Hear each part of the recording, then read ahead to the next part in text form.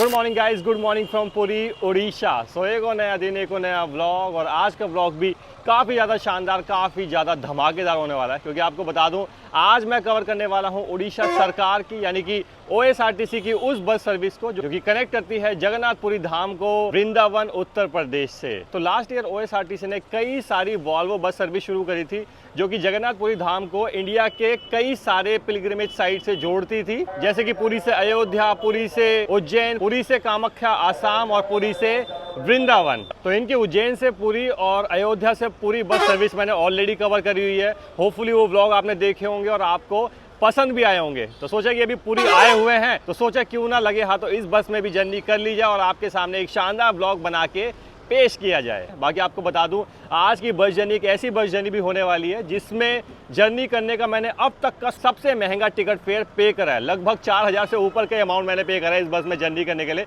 चलिए वो exact amount क्या है वो तो मैं आगे आपको बताऊंगा। इस बस में टिकट आपको कैसे बुक करनी है अगर आप इस बस में जर्नी करने का प्लान कर रहे हो वो भी मैं आगे आपको बताऊंगा। और तो बाकी जर्नी काफ़ी ज़्यादा शानदार होने वाली है। लगभग 1450 किलोमीटर की जर्नी रहने वाली है। बस रवाना होगी पूरी बस स्टैंड से सुबह 7 बजे और अगले दिन वृंदावन हमें पहुंचा देगी लगभग 12 बजे के आसपास। तो आप मान सकते हैं कि 29 घंटे या फिर उससे ज़्यादा की ही ये जर्नी रहने वाली है। और तो बाकी देखिए पूरी बस स्टैंड के नज़ारे सुबह सुबह कुछ ऐसे दिखाई देते हैं। और अगर पूरी शहर की बात की जाए तो काफ़ी खूबसूरत शहर है, भक्ति भाव वाला पूरा माहौल यहाँ पे रहता है। भगवान श्री जगन्नाथ का धाम यहाँ मौजूद है, खूबसूरत बीचेस यहाँ पे मौजूद है। तो जब भी यहाँ पे आते हैं ना, एक अलग ही एनर्जी, अलग ही वाइब फील होती है। बाकी देखिए यहाँ हमें सामने दिखाई दे गई है उड़ीसा गवर्नमेंट की double decker bus, electric double decker bus, जो कि ऑपरेट होती है भुवनेश्वर रेलवे स्टेशन से यहाँ पूरी बस स्टैंड के लिए। तो चलिए टाइम हो चुका है 7:35 और देख लीजिए बस अपने यहाँ पे आ चुकी है। पूरी बस स्टैंड के बाहर में आगे बस लगी है। और क्योंकि यार इतनी लंबी बस जर्नी हमें कवर करनी है, लगभग 1450 किलोमीटर, तो मुझे लग रहा है कि भाई टाइम पे यहाँ पे आना चाहिए था। लेकिन चलिए अभी क्या ही कर सकते हैं। तो चलिए भाई ना, मैं यहाँ से करूँगा बस में बोर्ड और निकलूंगा वृंदावन की तरफ। लेकिन आपको पता है कि आपको कहीं नहीं निकलना होता है, क्योंकि मैं आपके सामने पेश करने वाला हूँ एक और बेहतरीन बस जर्नी यहाँ पुरी से वृंदावन की।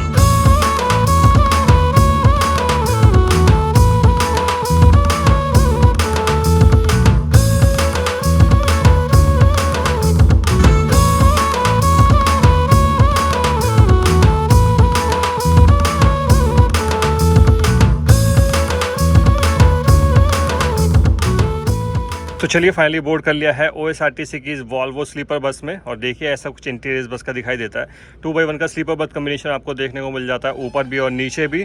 स्लीपर बस देख लीजिए, बैक रेस्ट हेडरेस्ट आपको देखने को मिलता है, पिलो यहाँ मौजूद है, चार्जिंग पोर्ट वहाँ पे आपको देखने को मिल जाते हैं, USB टाइप। ऊपर में AC ब्लो रीडिंग लैम्प वगैरह आपको देखने को मिल जाते हैं। उसके अलावा सामान रखने के लिए रैक यहाँ पे मौजूद रहता है। और तो आपको पता ही है कि बड़ा लगेज कंपार्टमेंट होता है बस के नीचे।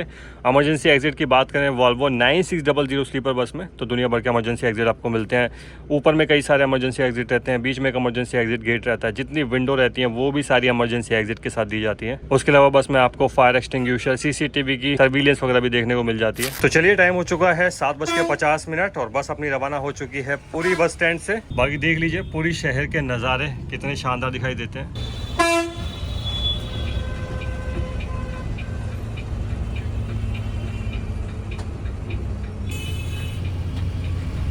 बाकी ये सामने यहाँ से रास्ता सीधा निकल जाता है जगन्नाथपुरी धाम की ओर, यानी कि श्री जगन्नाथ मंदिर की ओर। और यहाँ से हम हो गए हैं राइट।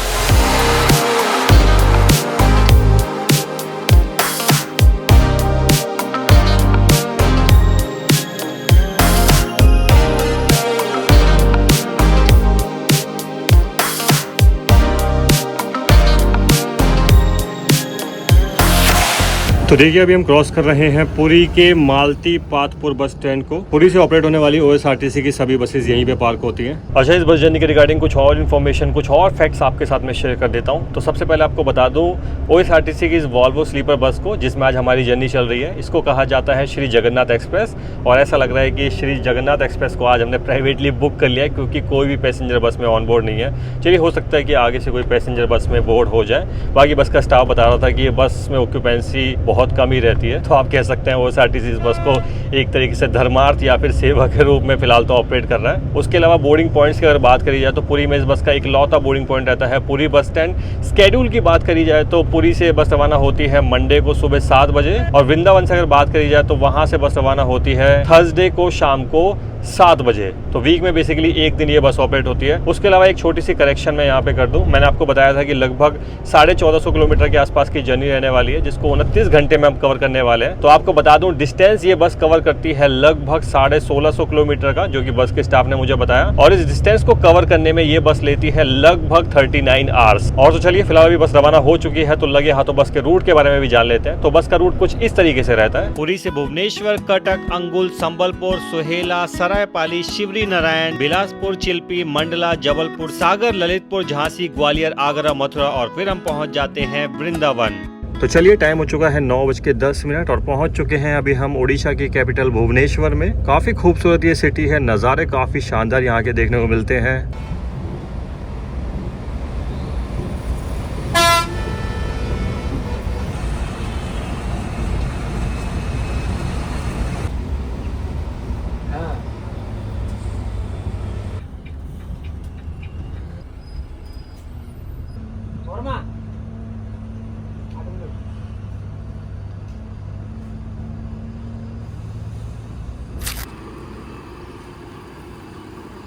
तो अभी आप लोग ये सोच रहे हो कि भाई जर्नी करते हुए वर्कशॉप में हम कहाँ पहुँच गए। तो आपको बता दूं ये है भुवनेश्वर में मौजूद OSRTC का डिपो। तो बेसिकली पुरी में आज एड ब्लू की शॉर्टेज थी, तो इस वजह से बस यहाँ पे आई है एड ब्लू फिलअप करवाने के लिए। बाकी एक से एक लग्जरी बसेज यहाँ पे आप देख सकते हैं, एक से एक खटारा बस यहाँ पे आप देख सकते हैं इस डिपो में। खटारा बस मैंने इसलिए बोला क्योंकि जो बस ख़राब हो चुकी है, बेकार कंडीशन में है OSRTC की, वो भी यहाँ पे आपको देखने को मिल जाती हैं। और तो लग्जरी बसेस तो आप देख ही रहे होगे, एक से बढ़ के एक बस यहाँ पे मौजूद है। वैसे आपको बता दूं ये जो सामने आप वॉल्वो बस देख रहे हो ना, तो पहले जो OSRTC की वॉल्वो 9600 बसेस आई थी ना, चाहे वो सीटर हो या फिर स्लीपर हो, उनकी लीवरी कुछ ऐसी ग्रीन कलर की रहती थी।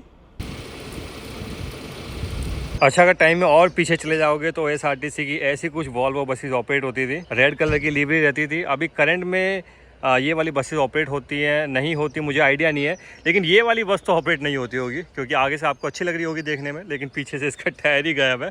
तो हाँ देख लीजिए, पुरानी जो OSRTC की वॉल्वो बसेस रहती थी, उनकी लीवरी, उनका जो कलर है कुछ ऐसा दिखाई देता था।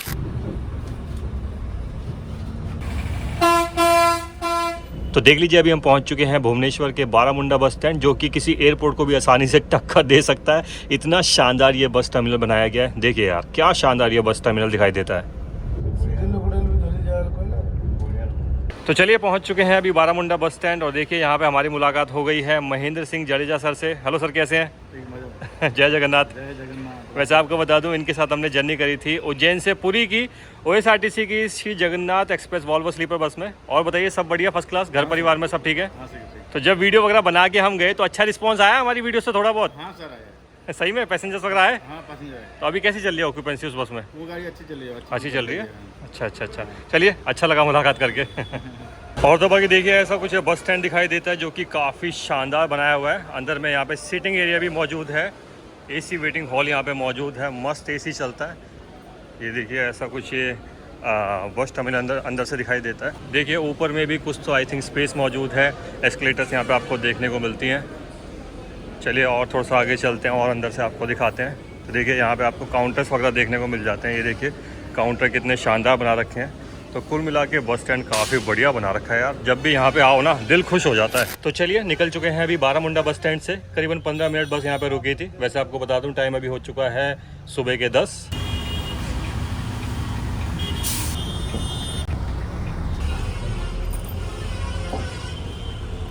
तो जी अभी पहुंच चुके हैं बारामुंडा बस स्टैंड के साथ में ही मौजूद HP के फ्यूल पंप पे, जहां पे बस में करवाई जाएगी फ्यूलिंग। और अभी मुझे ये समझ नहीं आ रहा कि भाई कल वृंदावन हम टाइम पे पहुंच भी पाएंगे और ज़्यादा लेट हो जाएंगे, क्योंकि जर्नी के अलावा बाकी सारी गतिविधियों में आज ज़्यादा टाइम निकल रहा है। चलिए कोई बात नहीं, अभी क्या ही कर सकते हैं। एड ब्लू भी ज़रूरी था और फ्यूलिंग भी ज़रूरी है। वैसे आपको बता दूँ इस फ्यूल पंप पे ही OSRTC की सारी बसेज यहाँ फ्यूलिंग करवाती हैं। अच्छा, आपको बता दूं इस फ्यूल पंप से ना फ्लाइट स्पॉटिंग भी बहुत शानदार होती है, क्योंकि नज़दीक में यही एयरपोर्ट मौजूद है। तो जब फ्लाइट टेक ऑफ होती है ना एयरपोर्ट से, तो काफ़ी शानदार नज़ारे यहाँ से देखने को मिलते हैं। और चलिए, आज क्योंकि हमारी जर्नी शुरू हुई है उड़ीसा से, तो उड़ीसा के बारे में बात करना तो बनता है। तो आपको बता दूं, इंडिया के ईस्टर्न कोस्ट यानी कि पूर्वी तट पे बसा हुआ एक राज्य है, जिसकी स्थापना हुई थी 1 अप्रैल 1963 को, यानी कि 1 अप्रैल 1963 को। कैपिटल है यहाँ की भुवनेश्वर, और मेन ऑक्यूपेशन की यहाँ की बात की जाए तो वो है एग्रीकल्चर और उससे जुड़े कामकाज, जिसमें लगभग यहाँ के 50% से ज़्यादा लोग योगदान देते हैं। उसके बाद आता है इंडस्ट्री और सर्विस सेक्टर। बाकी इंडस्ट्री और सर्विस सेक्टर की बात करी जाए तो वो भी साल दर साल यहाँ पे काफ़ी अच्छा खासा डेवलप हुआ है। बाकी लैंग्वेज यहाँ पे बोली जाती है उड़िया, जिसका एक वर्ड मुझे सिर्फ आता है, वो है भाईना। जी हाँ,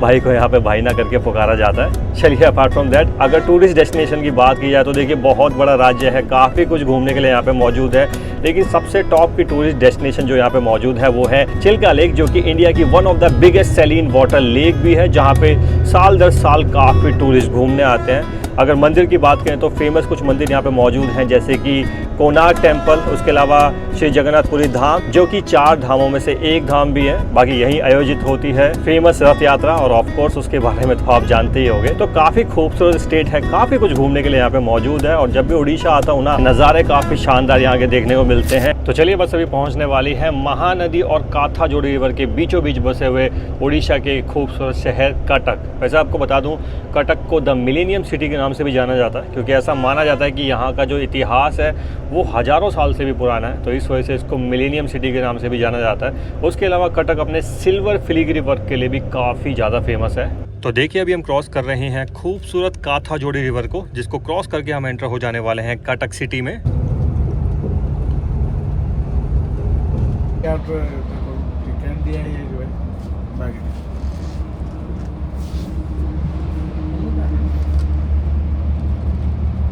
और देखिए, फ्लाईओवर पिलर पे आपको सुभाष चंद्र बोस जी की फोटो नजर आ रही होगी। तो ऐसा सिर्फ इसलिए नहीं कि वो एक महान स्वतंत्रता सेनानी थे, बल्कि इसलिए क्योंकि उनका जो जन्म है वो यहीं कटक सिटी में हुआ था, और इसी वजह से कटक सिटी में उनको डेडिकेटेड एक म्यूजियम भी आपको यहाँ देखने को मिलता है।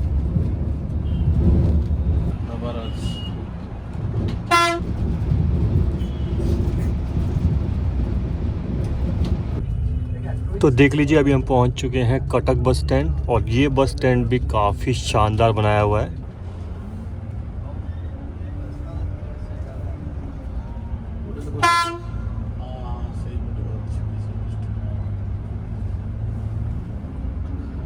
तो कटक का ये बस टर्मिनल देखिए कितना शानदार दिखाई देता है। ये देखिए, हालांकि बारामुंडा बस स्टैंड जितना बड़ा इंफ्रास्ट्रक्चर तो यहाँ पे मौजूद नहीं है स्टिल, लेकिन काफ़ी खूबसूरत बस स्टैंड है। देखिए यार, क्या ज़बरदस्त ये बस स्टैंड दिखाई देता है। बैठने की अरेंजमेंट देखिए, साफ़ सफाई देखिए, सारी चीज़ बढ़िया आपको यहाँ पे नज़र आएंगी। तो उड़ीसा गवर्नमेंट इस मामले में बहुत अच्छा काम कर रहा है। अपनी स्टेट में कई सारी जगह पर उन्होंने ऐसे शानदार बस टर्मिनल बना दिए हैं। बाकी प्लेटफॉर्म देखिए, प्लेटफॉर्म कितने सारे यहाँ पे मौजूद हैं। मैं अभी मौजूद हूँ प्लेटफॉर्म नंबर 115 पे। अभी सोचिए कितने प्लेटफॉर्म यहाँ पे मौजूद होंगे। तो सच में बस स्टैंड काफ़ी बढ़िया है, और सबसे बड़ी बात की साफ़ सफाई काफ़ी अच्छे खासे तरीके से यहाँ पे मेंटेन करी हुई है।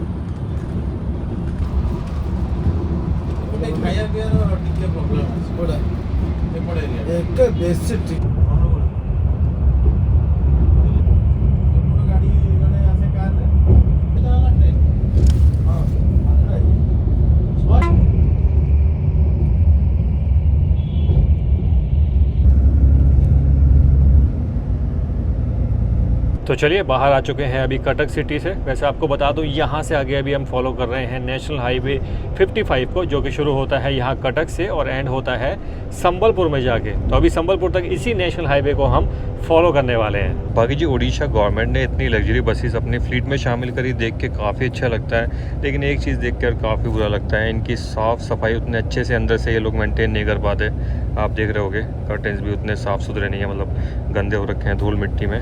उधर देखिए, बस भी आपको जगह जगह से मतलब ऐसे गंदी दिखाई देती है। दूसरी ख़राब चीज़ ये लगती है कि भाई इनकी बसेस में आपको स्लीपर बर्थ पे बेडशीट देखने को नहीं मिलती है। और तीसरी ख़राब चीज़ ये लगती है कि इनकी बसेस में आपको ब्लैंकेट्स देखने को नहीं मिलते हैं। तो इन सभी चीज़ों को लेके पैसेंजर्स को कॉम्प्रोमाइज़ कहीं ना कहीं करना पड़ता है OSRTC की इन वॉल्वो स्लीपर बसेस में। चलिए इस रूट पे तो उतना कंपटीशन नहीं है, ये सिर्फ सिंगल बस ऑपरेट होती है, लेकिन हाँ जिन रूट पे कंपटीशन होता है तो मुझे लगता है कि फिर जो पैसेंजर्स हैं वो कहीं ना कहीं प्राइवेट बसेस को ज़्यादा प्रेफरेंस देते हैं, क्योंकि उसमें उनको बेडशीट मिलती है, वाटर बॉटल, स्नैक आइटम्स, साथ ही साथ ब्लैंकेट मिलते हैं, साफ़ सुथरा इंटीरियर मिलता है, तो कहीं ना कहीं उनका अपर हैंड हो जाता है उन रूट पे प्राइवेट बसेस का, जहाँ पे कंपटीशन थोड़ा सा ज़्यादा रहता है। तो मुझे लगता है कि OSRTC को कहीं ना कहीं इन चीज़ों पर थोड़ा सा ध्यान देने की ज़रूरत है। और चौथी कमी इस बस में मुझे जो लगती है वो ये है कि इस बस में कोई भी वॉशरूम मौजूद नहीं है। इतना लंबा सफ़र हो और बस में वॉशरूम ना हो तो भाई काफ़ी ज़्यादा दिक्कत होती है। ज़माना है सुन रहा, तुझे सुन रहा, तुझे सुन रहा,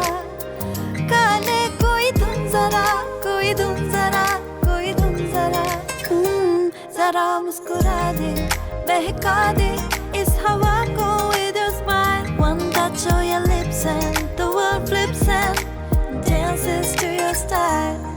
कोई रोके न टोके न ऐसी हंसी को, don't hide it, no fight it, जब ऐसी खुशी हो, all it takes is a smile to change this world. क्या इरादे बता दे होठों से सभी को, dreams and your hopes तेरी बातों में ही हो, now take your chance to change this world.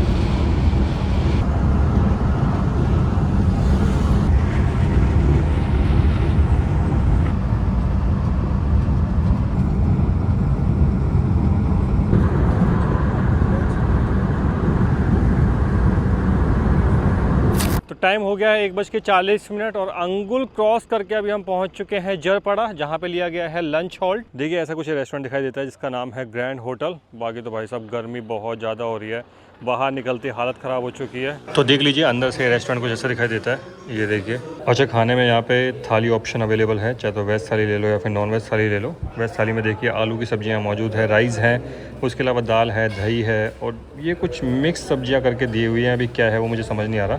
उसके अलावा सलाद यहाँ पे मौजूद है। तो चलिए खाना खा के मैं अभी बाहर आ चुका हूँ। खाना काफ़ी बढ़िया बना रखा था।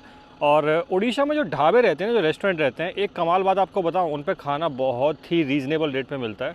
थाली यहाँ पे सिर्फ 60 रुपये की थी और खाना भी काफ़ी बढ़िया था। लेकिन हाँ एक छोटी सी प्रॉब्लम जो यहाँ पे मौजूद थी, वॉशरूम की कंडीशन यार यहाँ पे उतनी अच्छी नहीं थी। तो जब इतनी लग्जरी बस किसी रेस्टोरेंट पे आके रुकती है ना, तो पैसेंजर्स भाई ये तो एक्सपेक्ट करते हैं कि भाई खाना अच्छा हो, वॉशरूम्स उनको अच्छे मिले। मैंने ये चीज़ नोटिस करी है, OSRTC जिन भी रेस्टोरेंट पे रुकती है ना, वहाँ छोटा मोटा कुछ ना कुछ इशू तो रहता है। खाना अच्छा होगा तो वॉशरूम अच्छे नहीं होंगे, वॉशरूम अच्छे होंगे तो वहाँ पे खाना अच्छा नहीं होगा। तो ये थोड़ी बहुत प्रॉब्लम रहती है जब भी OSRTC की बसेस किसी रेस्टोरेंट पर जाके रुकती है। तो मेरी अपील है भाई OSRTC के स्टाफ से या फिर OSRTC के उन ऑफिशियल से जो रेस्टोरेंट वगैरह सिलेक्ट करते हैं, अभी मुझे आइडिया नहीं है कि रेस्टोरेंट्स वगैरह कौन सिलेक्ट करता है, तो यार ऐसे रेस्टोरेंट्स आपको चूज़ करने चाहिए जहाँ पे वॉशरूम वगैरह नीट एंड क्लीन हो, खाना अच्छा हो। क्योंकि चलिए अभी तो हम मेल पैसेंजर ट्रैवल कर रहे हैं, उतनी कोई दिक्कत नहीं है, लेकिन अगर साथ में कोई फीमेल पैसेंजर होना तो काफ़ी ज़्यादा दिक्कत होती है यार। बाकी रेस्टोरेंट के आसपास के नज़ारे देखिए कितने खूबसूरत दिखाई दे रहे हैं। चारों ओर ये हरी भरी छोटी छोटी पहाड़ियाँ देखने को मिल रही हैं।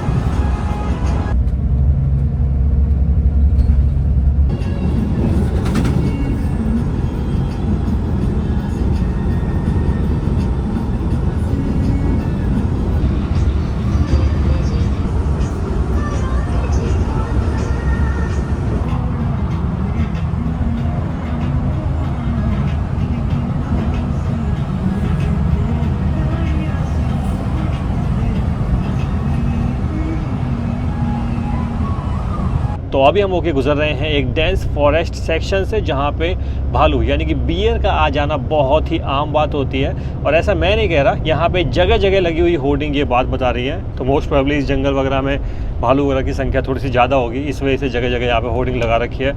और तो बाकी जर्नी चल रही है, नज़ारे काफ़ी शानदार देखने को मिल रहे हैं। और ऑब्वियस सी बात है कि भाई उड़ीसा की जर्नी हो और ख़ासकर डे टाइम पे वो जर्नी हो और खूबसूरत नज़ारे आपको देखने को ना मिले, तो ऐसा कैसे हो सकता है।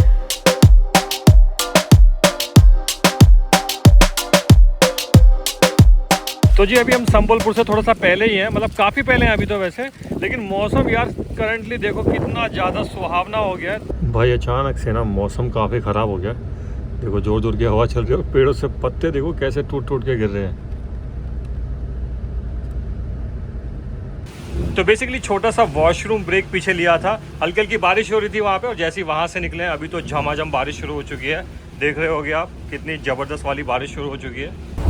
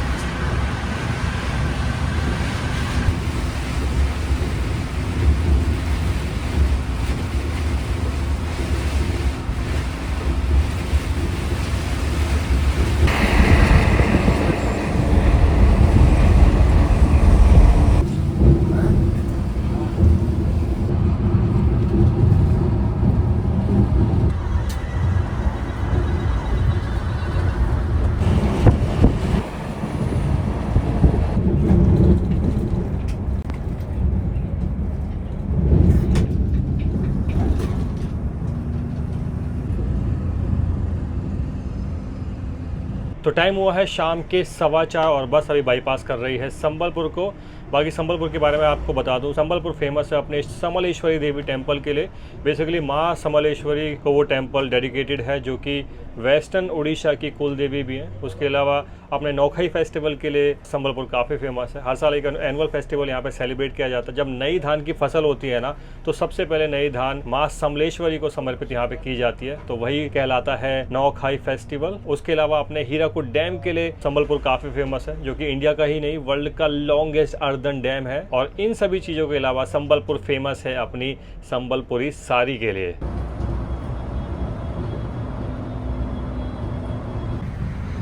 और देख लीजिए अभी हम क्रॉस कर रहे हैं इंडिया के लॉन्गेस्ट अर्दन डैम को, जो कि यहाँ संबलपुर डिस्ट्रिक्ट में मौजूद है। अभी कैमरे में पता नहीं उतना अच्छे से जस्टिफाई हो पाएगा नहीं हो पाएगा, क्योंकि काफ़ी दूर है। वो देखिए उधर सामने मौजूद है हीराकुद डैम। और ये सामने यहाँ पे फ्लो हो रही है महानदी, जिसके ऊपर ये हीराकुद डैम बना हुआ है।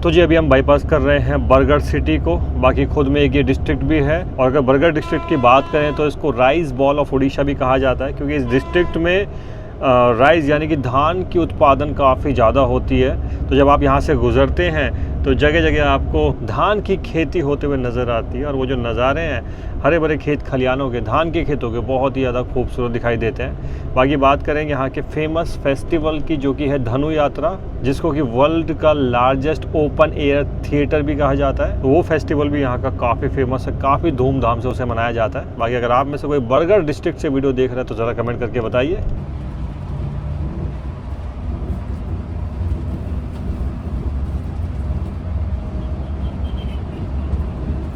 तो जी सोहेला क्रॉस करके अभी लिया है टी हॉल्ट, देख लीजिए चाय यहाँ पे चल रही है। तो जी कुछ देर में हम यहाँ से एंटर हो जाएंगे छत्तीसगढ़ में, क्योंकि छत्तीसगढ़ का बॉर्डर यहाँ से नज़दीक में ही मौजूद है। और तो बाकी जर्नी काफ़ी शानदार चल रही है। बाकी जर्नी चल रही हो, मौसम हल्का हल्का ठंडा हो क्योंकि बारिश हुई है तो हल्की हल्की ठंड हो रखी है, और बाकी ऐसी गर्मा गर्म चाय मिल जाए जर्नी के दौरान फिर तो बहुत मज़े ही आ जाते हैं।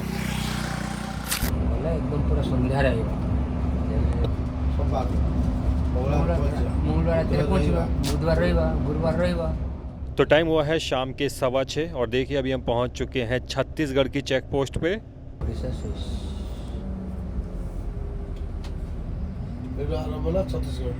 तो चलिए गाइस, छत्तीसगढ़ की चेक पोस्ट हमने कर ली है क्रॉस और एंटर हो चुके हैं छत्तीसगढ़ में। तो चलिए, स्वागत है आप सभी का छत्तीसगढ़ में। वैसे आपको बता दूं, छत्तीसगढ़ में अभी हमने एंट्री करी है यहाँ के महासमुंद डिस्ट्रिक्ट में।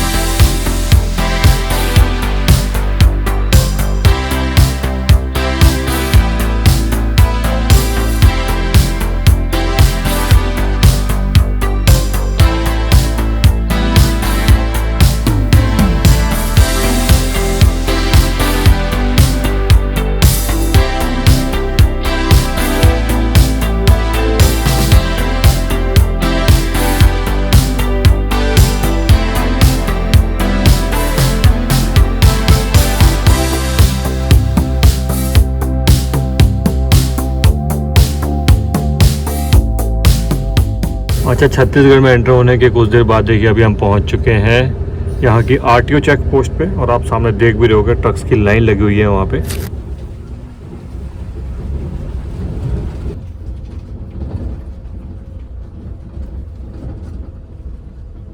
तो दोस्तों, अभी हम गुजर रहे हैं छत्तीसगढ़ में बिल्कुल घने जंगल के बीचों बीच से, और रास्ता इतना ख़राब है कि इस खराब रास्ते पे किसी भी व्हीकल के खराब होने का चांस पूरा क्योंकि इतने गड्ढे हैं, इतने बम्पी रोड्स हैं, और बाई चांस अगर कोई व्हीकल खराब हो जाए ना, यहाँ पे दूर दूर तक कुछ नहीं है, पूरा बीहड़ एरिया है। और अपने कैप्टन साहब बता रहे हैं लगभग 200 किलोमीटर का जो रास्ता है ना छत्तीसगढ़ में, वो ऐसा ही रहने वाला है टिल हम मध्य प्रदेश एंटर नहीं हो जाते। तो मध्य प्रदेश से पहले ऐसा ही रास्ता हमें देखने को मिलने वाला है। हालांकि बिलासपुर के आसपास बता रहे हैं कि बिलासपुर के आसपास थोड़ा ठीक है, लेकिन ऑलमोस्ट जो है रास्ता ऐसा ही खराब हमें देखने को मिलने वाला है।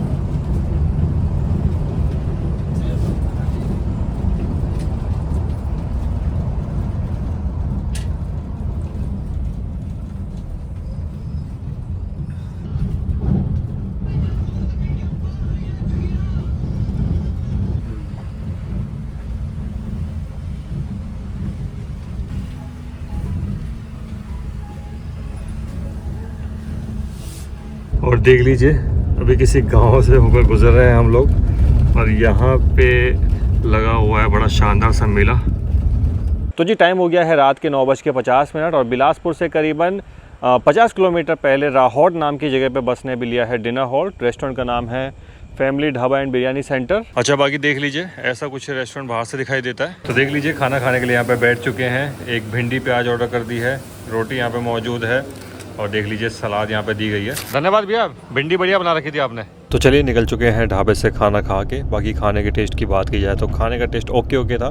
भिंडी प्याज की सब्ज़ी अच्छी बना रखी थी, लेकिन रोटी काफ़ी कड़क थी। एक तो तंदूरी रोटी, ऊपर से उसमें कड़कपन, तो उसमें मज़े नहीं आए। तो कुल मिला के खाना ओके था। रेट की बात की जाए तो भाई 2 रोटी, एक भिंडी की सब्ज़ी और एक दही की जो कॉस्टिंग मैंने यहाँ पे करी वो थी 110 रुपये, जो काफ़ी किफ़ायती थी। बाकी कमाल की बात ये थी कि इस ढाबे पे वॉशरूम भी मौजूद नहीं था, तो अगर रात बेरात में किसी को इमरजेंसी पड़ जाए तो बॉस उसका तो खेल ख़त्म, क्योंकि यहाँ पे वॉशरूम की व्यवस्था ही नहीं थी। चलिए, अपार्ट फ्रॉम दैट अभी निकल चुके हैं बिलासपुर की ओर, जो कि यहाँ से रह जाता है करीबन 50 किलोमीटर, और वहाँ तक पहुँचने में आसानी से 1 घंटा तो हमें लग जाने वाला है, क्योंकि रोड की कंडीशंस उतनी ज़्यादा ठीक नहीं है। वैसे आपको बता दूँ, बिलासपुर सिटी के अंदर तो हम नहीं जाने वाले हैं, बिलासपुर सिटी को बेसिकली बाईपास करने वाले हैं। अच्छा, बाकी आपको बता दूँ टाइम हो चुका है 11:40 और अभी हम बाईपास कर रहे हैं बिलासपुर सिटी को।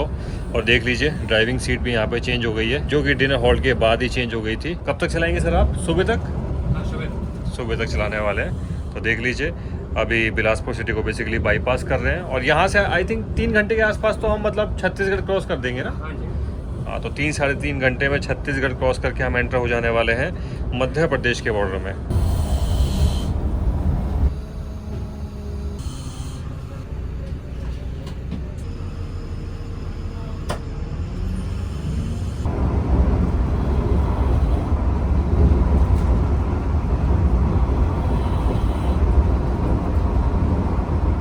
तो टाइम हुआ है रात के 12:10 और फिलहाल मुझे आ रही है नींद। लेकिन हाँ, सोने से पहले एक बार इस जर्नी के मेन मुद्दे के बारे में बात कर लेते हैं, यानी कि इस जर्नी के टिकट फेयर के बारे में और टिकट बुकिंग डिटेल्स के बारे में बात कर लेते हैं। तो जैसे मैंने वीडियो के स्टार्टिंग में भी आपको बताया था कि इस जर्नी को करने के लिए मैंने पे करा है अब तक का सबसे महंगा टिकट फेयर किसी बस जर्नी को करने के लिए। तो आपको बता दूं, इस बस जर्नी को करने के लिए मैंने पे करे हैं 4,461 रुपये, मोटा मोटा 4500 रुपये आप कह सकते हो, 4500 रुपीज़। अभी कितना प्रैक्टिकल है या फिर नहीं है किसी बस में जर्नी के लिए, वो कुछ कहा नहीं जा सकता, क्योंकि इससे पहले मैंने इंडिया की one of the longest bus journey भी करी है, जैसे कि बेंगलोर से जोधपुर।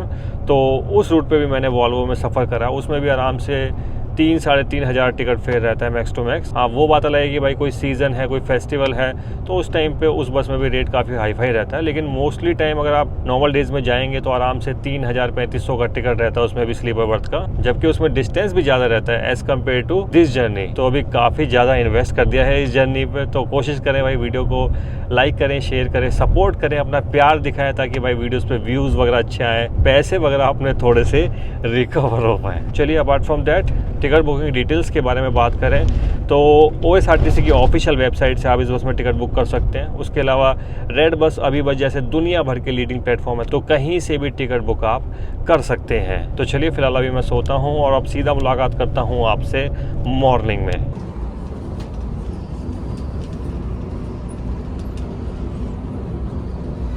कि हम 2 बजे निकल जाते हैं, 1:30 बजे से, ठीक है, 1:30 बजे से पूरा अभी कितना बजे आ गया? तो जी, अभी इतना दिमाग ख़राब हो गया ये सोच सोच के कि हम वृंदावन पहुँचेंगे कब, क्योंकि रात को हमें एंटर होना था बिलासपुर के बाद लगभग 3 से 3.5 घंटे में MP के बॉर्डर में चिल्पी घाटी को क्रॉस करके। लेकिन आपको बता दूं, अभी भी हम MP के बॉर्डर में एंटर नहीं हुए हैं, जस्ट चिल्पी घाटी में अभी हम एंटर हुए हैं छत्तीसगढ़ में। स्टाफ ने मुझे बताया रात को करीबन 5 घंटे का जाम लग गया था, 1:30 बजे रात को जाम लगा था और अभी सुबह लगभग 6:30 बजे के आसपास वो जाम खुला है। अभी सोचिए, हम पहले से ही काफ़ी लेट चल रहे हैं, अब इसमें 5 घंटे आप और जोड़ लीजिए।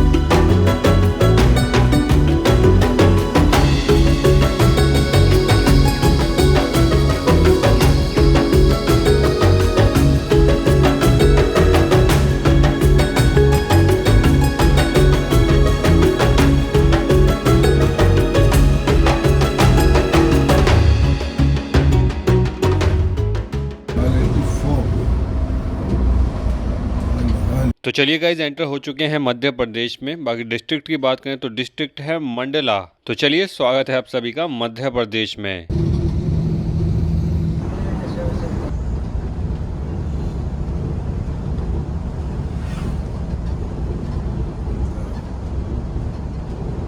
तो देखिए, मध्य प्रदेश में एंट्री लेके हम पहुंचे थे यहाँ के मंडला डिस्ट्रिक्ट में। और आपको बता दूं, मंडला डिस्ट्रिक्ट बेसिकली फेमस है अपनी कान्हा टाइगर रिजर्व के लिए, जिसके बीचों बीच से होते हुए अभी हम गुजर रहे हैं। तो बेसिकली मध्य प्रदेश के 2 डिस्ट्रिक्ट में ये टाइगर रिजर्व फैली हुई है, एक है मंडला और दूसरा है बालाघाट। बाकी अगर इस टाइगर रिजर्व की बात की जाए तो अपने स्लॉथ बियर्स, बंगाल टाइगर्स और अपने लीपर्ड के लिए ये टाइगर रिजर्व काफ़ी फेमस है। और इनके अलावा तो और दुनिया भर के वाइल्ड लाइफ एनिमल्स यहाँ पे आपको देखने को मिलते हैं। और बीच बीच में आदिवासी क्षेत्र भी आपको काफ़ी देखने को मिलता है, उनके घर, उनका काम काज, बेसिकली उनका लाइफस्टाइल आपको देखने को मिलता है। तो कितना सही कम्बिनेशन इन लोगों ने बिठाया हुआ है, मतलब नेचर के साथ साथ में। सोचिए, वाइल्ड लाइफ सेंचुरी के बीचों बीच इनके घर हैं, तो पर्यावरण के साथ साथ इन्होंने रहना, उसके साथ कोऑर्डिनेट करना इतने अच्छे से सीख लिया है ना कि भाई अब ये उनके साथ बिल्कुल मिलजुल के रहते हैं। और एक चीज़ और है भाई, काफ़ी शांति, काफ़ी सुकून है इनकी लाइफ में। आप देखो शहरों में कितनी भीड़ भाड़ है, पॉल्यूशन है, कंपटीशन, जेलसी, शोर शराबा,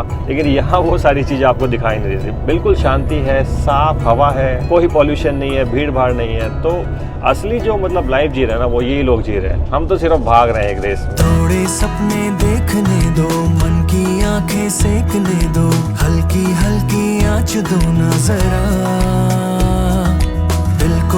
अब खोलने दो, खुल के बातें बोलने दो, महकी महकी आस दो ना जरा।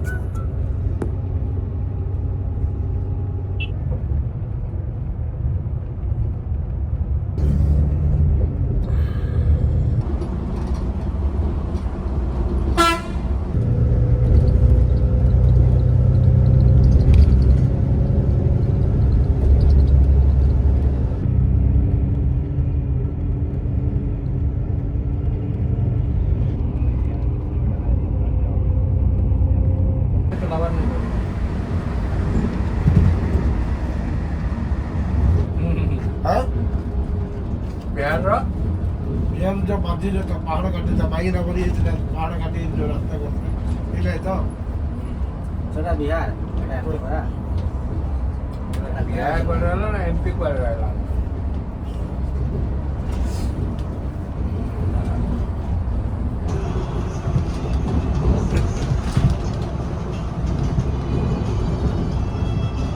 तो एमपी आप आए और पोहा ट्राई आपने नहीं किया तो फिर क्या किया आपने? तो देख लीजिए आज का नाश्ता कुछ इस तरीके से चल रहा है। पीछे एक छोटा सा गांव था तो वहीं दुकान पे एक समोसा खा लिया था, चाय पी ली थी और पोहा वहां से पैक करवा लिया था क्योंकि ऑलरेडी बहुत लेट हो गए। तो इस वजह से बस के स्टाफ ने बोला कि नाश्ता सर पैक करवा लीजिए, बस में बैठ के खा लीजिएगा।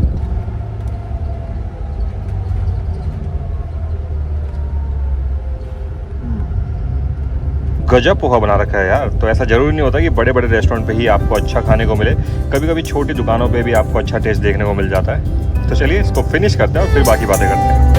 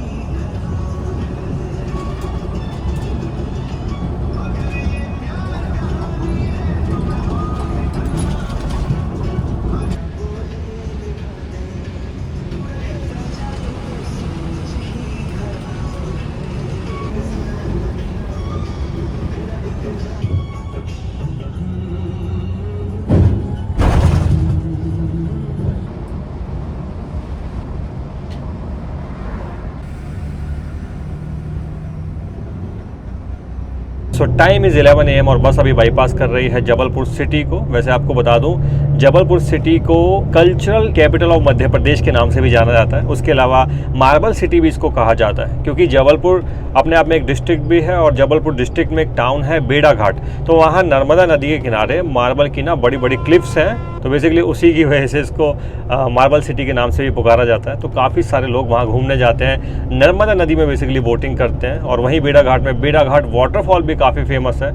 उसके अलावा जबलपुर अपने बैलेंसिंग रॉक और रानी दुर्गावती फोर्ट और म्यूज़ियम के लिए भी काफ़ी फेमस है। बाकी अगर आप में से कोई जबलपुर से वीडियो देख रहा है तो कमेंट करके बताइए, और ये भी कमेंट करके बताइए कि जबलपुर को और किन किन चीज़ों के लिए जाना जाता है।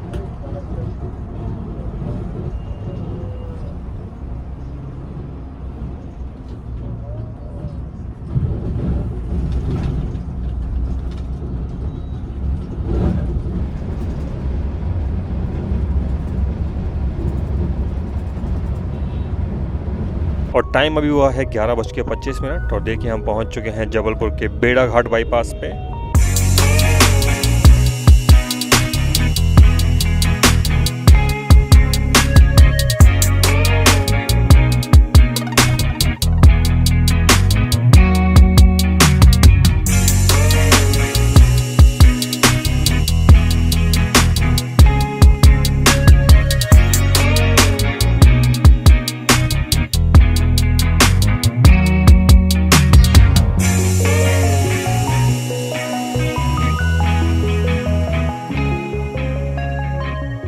तो जी अभी हम क्रॉस कर रहे हैं नेशनल हाईवे 45 को, जो कि शुरू होता है बिलासपुर छत्तीसगढ़ से और एंड होता है भोपाल के पास में ओबेदुल्लागंज नाम की जगह पे। लेकिन मेन बात ये नहीं है, मेन बात ये है कि ये हाईवे होके गुजरता है वीरांगना दुर्गावती टाइगर रिजर्व से। तो अगर आगे कोई टाइगर मिलता है तो उससे मुलाकात वगैरह करवाता हूँ आपकी। Very bad joke. तो चलिए जोक अपार्ट, ये भी मेन बात नहीं है। मेन बात ये है कि इस टाइगर रिजर्व के बीचों बीच में एक बड़ा ही शानदार कॉरिडोर बनाया गया है, वाइल्ड लाइफ कॉरिडोर बनाया गया। और खास बात ये है कि उस वाइल्ड लाइफ कॉरिडोर के 2 किलोमीटर के सेक्शन के बीच में, जो कि बेसिकली एक घाट सेक्शन से गुजरता है, वहां पे हाईवे पे रेड कलर की टेबल टॉप मार्किंग्स बनाई गई हैं, जो कि इंडिया में पहली बार किसी हाईवे पे हुआ है। आपको बता दूं 5 mm वो thick red table top markings बनाई गई हैं और उनका उद्देश्य, उनका मोटिव बेसिकली है वाइल्ड लाइफ एनिमल्स की प्रोटेक्शन। अभी आप सोच रहे हो कि भाई उनसे वाइल्ड लाइफ एनिमल की प्रोटेक्शन कैसे होगी, तो आपको बता दूं एक तो जब कोई ड्राइवर वहां से गुजरेगा तो वो कहीं ना कहीं सतर्क हो जाएगा उन रेड मार्किंग्स को देख के, और दूसरा क्योंकि वो 5 mm थिक है तो उस पर जब आप गुजरते हैं ना तो काफ़ी बम्प फील होते हैं, तो आप ऑटोमेटिकली अपनी व्हीकल की स्पीड स्लो डाउन कर लेते हैं। जैसा आप कभी किसी टोल प्लाजा से गुजरते हैं तो आपने वहाँ पे पीली कलर की पट्टियाँ देखी होंगी या मार्किंग देखी होंगी, तो जब आप उस पर से गुजरते हो तो एक कंटिन्यूसली धचके आपको लगते हैं ना, तो आप अपनी स्पीड ऑटोमेटिकली डाउन कर लेते हो। किसी स्कूल के सामने से गुजरते हो तो वहाँ पे भी येलो कलर की मार्किंग्स रहती हैं, तो उसी के तर्ज पे वैसी ही मार्किंग्स बनाई गई हैं। बस फर्क इतना है, ये मार्किंग्स काफ़ी चौड़ी चौड़ी यहाँ पे बनाई गई है, ताकि जब कोई व्हीकल यहाँ से निकले और उसको बम्प फील हो तो स्पीड वो अपनी स्लो डाउन कर ले, और कोई अगर वाइल्ड एनिमल वहाँ से रोड वगैरह क्रॉस कर रहा हो तो वो आसानी से वहाँ से अपना आवाजाहन कर सके। हालांकि इस पूरे कॉरिडोर में अच्छी खासी फेंसिंग भी की गई है, लेकिन आपको पता है जब किसी वाइल्ड लाइफ सेंचुरी के बीच में से गुजरते हैं तो कितनी मर्जी आप फेंसिंग वगैरह कर लो, कई बार एनिमल्स रोड पे आ ही जाते हैं। तो बस उन्हीं सभी चीजों को चलते ये रेड कलर की टेबल टॉप मार्किंग्स हाईवे पे बनाई गई हैं और इंडिया में पहली बार इस तरह का एक्सपेरिमेंट कोई किया गया है। तो देख लीजिए अभी हम गुजर रहे हैं वीरांगना दुर्गावती टाइगर रिजर्व के बीचों बीच मौजूद इस वाइल्ड लाइफ कॉरिडोर से, जहाँ पे 2 किलोमीटर के स्ट्रेच में बनाई गई है ये रेड टेबल टॉप मार्किंग्स। और देखने में तो यार ये काफी शानदार लग रही है। चलिए आशा करते हैं कि जितनी ये देखने में शानदार है उतने ही शानदार तरीके से वाइल्ड लाइफ एनिमल्स को प्रोटेक्शन देने में भी ठीक साबित हो।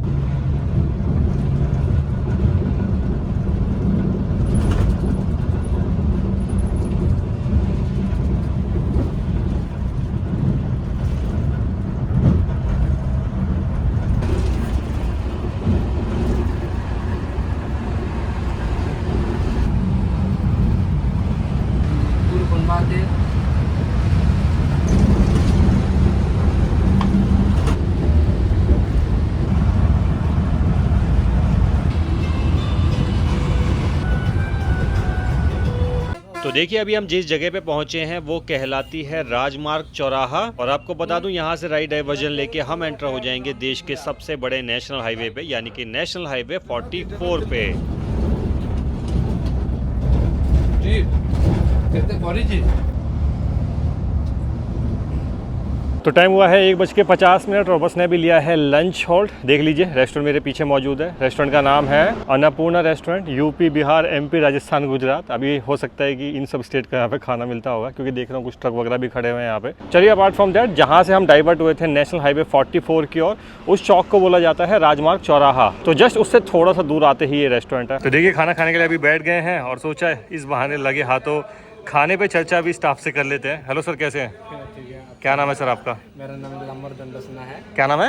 नीलंबर दंडसना। नीलंबर, अच्छा। कहाँ से बिलोंग करते हैं? उड़ीसा में। हम बलांगीर नौगांव से। अच्छा अच्छा। तो ये अपने कैप्टन साहब हैं, इनसे हमने पहले भी एक बार मुलाकात करी थी जब हम जर्नी कर रहे थे, मेरे ख्याल से उज्जैन से पुरी की। तब आप दूसरी साइड वाली बस में आ रहे थे। अच्छा, आपको कितना एक्सपीरियंस हो गया वैसे बस ड्राइविंग करते हुए? 12 साल हो गया। अच्छा, 12 साल हो गए। और बताइए कैसा लग रहा है OSRTC की नई वाली वॉल्वो स्लीपर बस चला के? बढ़िया चल रहा है। मज़े आते हैं? अपने दूसरे कैप्टन साहब यहाँ पे मौजूद हैं। क्या नाम है सर आपका? क्या नाम है? शंकर। और बताइए सब बढ़िया? आपको कितना एक्सपीरियंस हो गया बस ड्राइविंग करते हुए? 10 साल। आप कहाँ के रहने वाले हैं उड़ीसा में? कहाँ पे? सुंदरगढ़। अपने कंडक्टर साहब यहाँ पे मौजूद हैं। हेलो सर, कैसे हैं? क्या नाम है सर आपका? रेड्डी। और बताइए सब बढ़िया? First class? सब फर्स्ट क्लास, बढ़िया। आप कहाँ के रहने वाले हैं उड़ीसा में? बरहमपुर। अच्छा, तो देख लीजिए ये अपना कुछ स्टाफ है, 2 अपने ड्राइवर रहते हैं, 2 कैप्टन रहते हैं और एक बेसिकली कंडक्टर रहते हैं। तो खाना यहाँ पे लग चुका है, देख लीजिए। एक सेब टमाटर की सब्जी लगवा ली है, रोटी है, तंदूरी रोटी है, ये देख लीजिए। अभी ये छाछ किस टाइप की है, ऑरेंज कलर की दिखाई दे रही है। चलिए कोई बात नहीं, बाकी टेबल को थोड़ा सा अवॉइड ही करिएगा, काफ़ी ज़्यादा गंदा जैसा हो रहा है। चलिए कोई नहीं, फिलहाल तो खाना खाते हैं और आपको बताते हैं कि खाने का टेस्ट यहाँ पे कैसे रहने वाला है। चलिए दोस्तों, खाना खा के मैं बाहर आ चुका हूँ। खाने का रेट यहाँ पे जो मुझे पे करना पड़ा वो था 110 रुपये, 2 रोटी का, 1 सेव टमाटर की सब्जी और 1 छाछ खा। खाने के टेस्ट की बात की जाए तो सेव टमाटर की सब्जी में पूरी मिर्च भरी हुई थी, छाछ बिल्कुल टेस्टलेस थी और रोटी काफ़ी मोटी मोटी बनाई हुई थी। बहुत उम्मीद से मैंने पहला कदम बढ़ाया, मैं चलना चाहती थी, तुमने उड़ना सिखाया। बहुत उम्मीद से मैंने पहला कदम बढ़ाया, मैं चलना चाहती थी, तुमने उड़ना सिखाया। ये तो शुरुआत है, ये तो शुरुआत है, अपनी तैयारी है। ये जर्नी मेरी नहीं है, हमारी है। ये जर्नी मेरी नहीं है, हमारी है। ये जर्नी मेरी नहीं है, हमारी है। ये जर्नी मेरी नहीं है, हमारी है।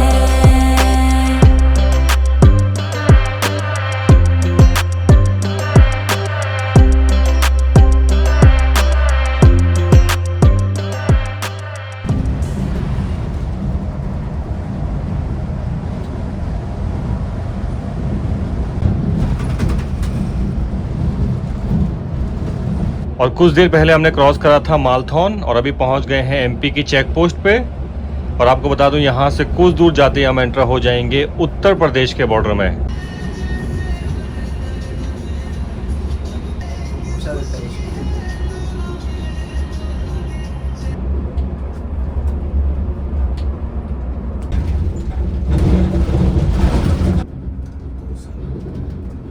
तो अभी हम पहुंचे हैं उस पॉइंट पे जहां से हमारी एंट्री हो चुकी है उत्तर प्रदेश में। तो चलिए, स्वागत है आप सभी का उत्तर प्रदेश में। अच्छा, एक कमाल की बात आपको बताता हूं, उत्तर प्रदेश में एंट्री तो हमने कर ली है, लेकिन इसके बाद फिर से हम एमपी में एंटर होंगे, मध्य प्रदेश में, और फिर उसके बाद कुछ पार्ट के लिए हम एंटर होंगे राजस्थान में, और फिर दोबारा से एंटर हो जाएंगे उत्तर प्रदेश में।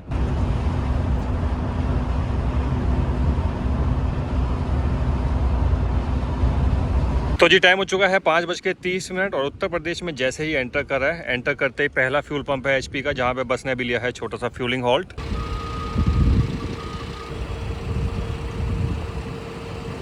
अच्छा, बाकी यही फ्यूल पंप पे अपने को मिल गए थे एक भैया। हेलो भैया, क्या नाम है आपका? सलमान नाम से। अच्छा, तो आपको बता दूं, ये यहाँ पे मैनेजर हैं और इन्होंने मुझे एक खास बात यहाँ पे बताई कि ये जो आप पार्किंग देख रहे हो ना, अगर कोई भी ट्रक ड्राइवर यहाँ से गुजर रहा है तो अपनी गाड़ी यहाँ पे वो फ्री ऑफ कॉस्ट पार्क कर सकता है। सही बोल रहा हूँ? चार्ज नहीं सर, सही बोल रहा हूँ? बॉसिंग फ्री है सर इसकी। ड्राइवर अपने हाथ से इसकी प्रेशर मशीन लगा दी है अपन ने। इसकी बॉसिंग अगर ड्राइवर अपने हाथ से करता है उसका कोई चार्ज नहीं रहेगा। अच्छा। पानी फ्री है, प्रेशर मशीन फ्री है, लाइट सब फ्री है। पार्किंग में अगर ड्राइवर लगाता है गाड़ी तो उसका कोई चार्ज नहीं है। उसको अपनी गाड़ी में सोना है तो गाड़ी में सोए, कमरे में रुकना है तो कमरे का कोई चार्ज नहीं है। हाँ, तो जैसा भैया ने बताया कि खाना। ये जो रूम्स है ना पीछे, ये स्पेशली ड्राइवर्स वगैरह के लिए उन्होंने यहाँ पे बनाया है, सिर्फ ट्रक ड्राइवर्स के लिए ना। सामने यूनियन लगा दी है पास में। अच्छा अच्छा अच्छा। बाथरूम बना दी कि उसको उठ के ज्यादा लंबा, कोने में अपन ने वॉशरूम बना दिए, 10 सेपरेट लेटरिन बाथरूम बगल से बना दिए, उसको नहाने के लिए है। हाँ, ये पीछे में पेयजल है ना। मतलब आर हाँ, तो इधर आरओ का वाटर यहाँ पे मिलेगा ठंडा बिल्कुल, वॉशरूम की सुविधा यहाँ पे। और जैसे मैंने आपको बताया, अगर लंबे टाइम के लिए विश्राम करना है तो फ्री ऑफ कॉस्ट आप यहाँ पे रुक सकते हो, जो भी अपना कोई ट्रक ड्राइवर भाई देख रहा है। वैसे डिस्ट्रिक्ट कौन सा पड़ता है अपना? ललितपुर डिस्ट्रिक्ट पड़ता है ना। यूपी में एंटर होते ही पहले ही है ना, फर्स्ट पंप है एचपी का। चलिए अंदर से एक बार रूम आपको दिखा देते हैं कि भाई इनके जो रूम है जो उन्होंने ट्रक ड्राइवर्स के लिए बनाए हैं वो कैसे दिखाई देते हैं। भाई रूम तो काफ़ी बढ़िया लग रहे हैं यार। देखो, काफ़ी सारे बेड यहाँ पे मौजूद हैं, देख लीजिए। एक भाई साहब अपने वहाँ पे सो भी रहे हैं। और सबसे खास बात, ऊपर फैंस वगैरह आपको देखने को मिल जाते हैं। प्रॉपर लाइटिंग यहाँ पे मौजूद है। हाँ, बेड के पास चार्जिंग की व्यवस्था है, प्लस सीसीटीवी लगा रखा है आपने, सीसीटीवी 2 कैमरे लगे, प्लस ब्लैंकेट्स वगैरह देखने को मिल जाते हैं। बहुत सही अरेंजमेंट कर रखी है। मतलब उसका कोई कॉस्ट नहीं है। अच्छा, ये फ्री ऑफ कॉस्ट रहता है ना? बिल्कुल कॉस्ट है। उसके बाद ऐसा नहीं है कि इतनी फैसिलिटी है तो उसमें डीजल में कोई लफड़ा होगा। कस्टमर अगर डीजल भराता है तो सबसे पहले अपना मेजरमेंट देखे, अगर अच्छा। उसको 1 बूंद की 1 ml की भी अगर कोई घटतोली है अगर उसको समझ में आती है तो जो वो बोलेगा वो जुर्माना दिया जाएगा। हाँ 50,000 रुपये मतलब- नाम है सेठ जी की तरफ से उसका। अपना क्या नाम है आपके ओनर का? विशाल कुमार जी ओनर जो हमारे हैं, पंप उनने बाद में लिया, पहले उनका बसों का काम है। अच्छा। मतलब छोटे से जो सेठ जी जब हुए हैं हाँ, हाँ, सबसे हाँ, उनका हाँ। बसों का काम अच्छा, है। अच्छा, तो अच्छा, अच्छा। ड्राइवरों से थोड़ा उनको लगाव, इसलिए उनने ड्राइवरों के लिए नहीं नहीं, व्यवस्था बहुत अच्छा की। काम कर रहे हैं। मैं कह रहा हूँ अगर विशाल जी ये वीडियो देख रहे हैं तो आपको मेरा हेड्स ऑफ है यार, बहुत अच्छा काम कर रहे हैं आप ड्राइवर्स के लिए।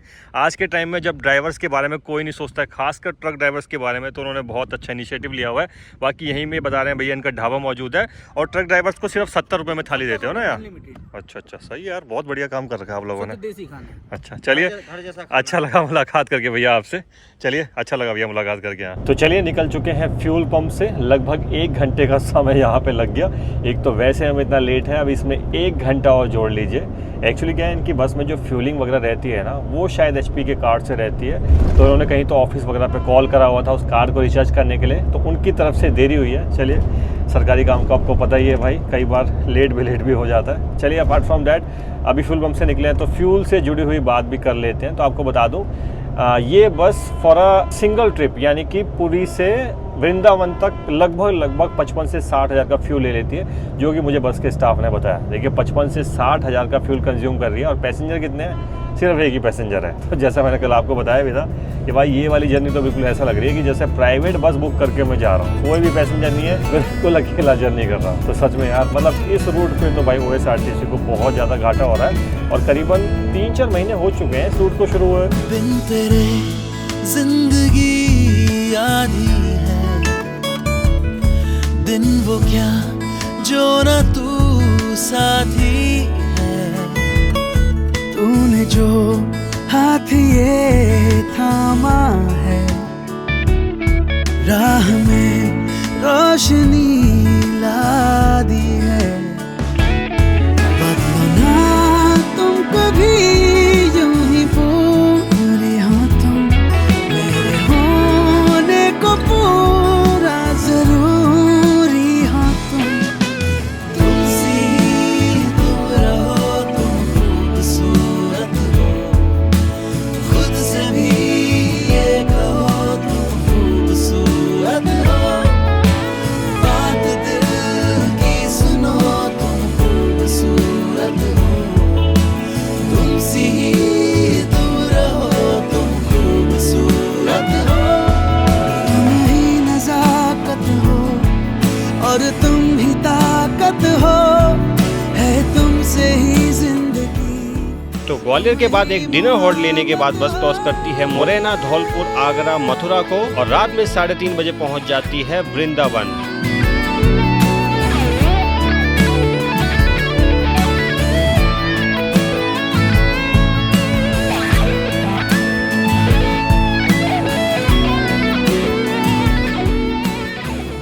तो चलिए गाइस, पहुंच चुका हूं अपने घर और जैसा मैंने आपको बताया भी था कि हम पहुंच गए थे मिडनाइट में 3:30 बजे।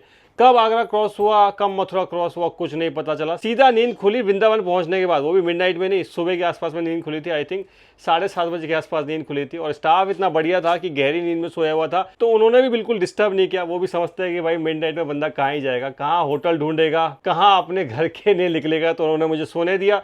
सुबह उठा और फिर वहाँ से निकल के मैं सीधा अपने घर आ गया। वैसे आपको बता दूं, बस ने हमें ड्रॉप करा था 4 धाम करके एक मंदिर है वृंदावन में, तो जस्ट उसके अपोजिट में ही पार्किंग है। पार्किंग का नाम मुझे याद नहीं है, लेकिन हाँ 4 धाम मंदिर है, उसके अपोजिट में ही पार्किंग है। वहीं पे बस आपको ड्रॉप करती है और वहीं से ये बस निकलती भी है वापस पुरी के लिए। बाकी तो लगभग 44 घंटे लग गए जर्नी को करने में, जो कि आज तक मैंने इतनी लंबी जर्नी तो किसी भी वॉल्वो बस में नहीं करी है। तो कसम से यार बहुत ज़्यादा हालत ख़राब हो गई, क्योंकि जैसे मैंने आपको बताया भी था, बस के जो पहुंचने का टाइम था वो स्टाफ ने मुझे बताया था कि लगभग 9-10 बजे के आसपास बस पहुंच जाती है। तो अगर उनके टाइमिंग के हिसाब से मानोगे तो भी बस 5 से 6 घंटे लेट थी।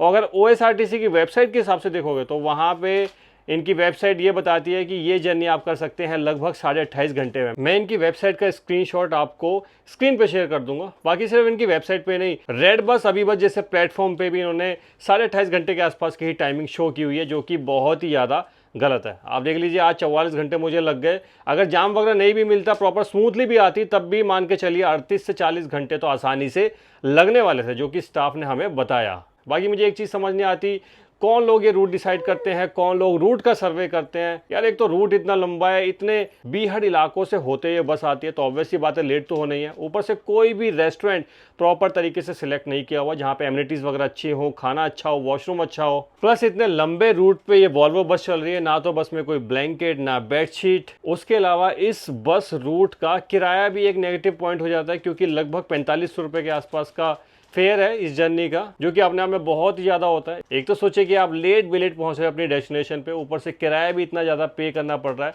तो कहीं ना कहीं यार कस्टमर का एक्सपीरियंस बहुत ज़्यादा ख़राब होता है, वो कहीं ना कहीं बहुत ही ज़्यादा डिसअपॉइंट होता है। उसके अलावा तो जैसा मैंने आपको बताया था कि भाई बस में मैं अकेला पैसेंजर था, और ऐसा पहली बार हुआ कि किसी वॉल्वो स्लीपर बस में मैं जर्नी कर रहा था और पूरे रूट पे मैं अकेला पैसेंजर था। तो फिलहाल में तो मुझे ये लग रहा है कि OSRTC इस बस को एक धर्मार्थ के रूप में ही चला रही है। कभी कभी पैसेंजर कुछ होते हैं, कभी कभी नहीं भी होते हैं। इवन ललितपुर में जहाँ फ्यूल पंप पे बस ने फ्यूलिंग करवाई थी, वो फ्यूल पंप वाले ही बोल रहे थे कि आपको देख के हम थोड़ा सा आश्चर्य हो गए, क्योंकि कभी कभी तो ये बस बिल्कुल खाली ही आती है। तो अभी सोचिए कई महीनों से ये बस चल रही है, अभी सरकार को कितना घाटा हो रहा होगा। तो भाई अगर रूट नहीं चल रहा है, पैसेंजर नहीं आ रहे हैं, तो रूट को शट डाउन कर दो ना, किसी अच्छे रूट पे आप बस लगा दीजिए। फॉर एग्जांपल इनकी पुरी से उज्जैन बस चलती है, वो पहले एक सर्विस चलाई, अच्छा रिस्पांस आया, फिर अब 2 सर्विस चल रही हैं। तो अगर उस रूट पे रिस्पांस अच्छा आ रहा है तो वहाँ पे सर्विस को बढ़ा दीजिए, या फिर कुछ और रूट ढूंढिए अच्छे जहाँ पे आपको अच्छा रिस्पांस मिल सके और पैसेंजर को भी अच्छी सर्विस मिल सके। तो चलिए फिलहाल तो और जितनी डिटेल थी वो जर्नी के दौरान ऑलरेडी मैं आपको बता चुका हूँ।